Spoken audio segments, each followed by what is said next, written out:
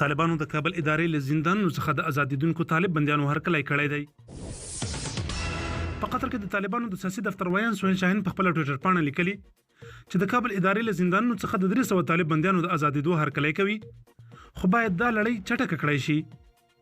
د شاهین په خبره د بندیانو آزادیدو سره به بندیان له کورونا وایرس وژغورل شي او هم به د بین الافغاني خبرو پیل لپاره لار هواره کړی شي.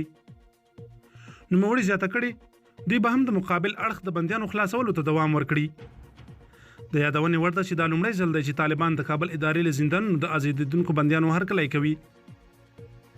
تر دې مهاله د کابل حکومت له زندانونو څخه ټول 948 طالب بندیان آزاد شوي دي.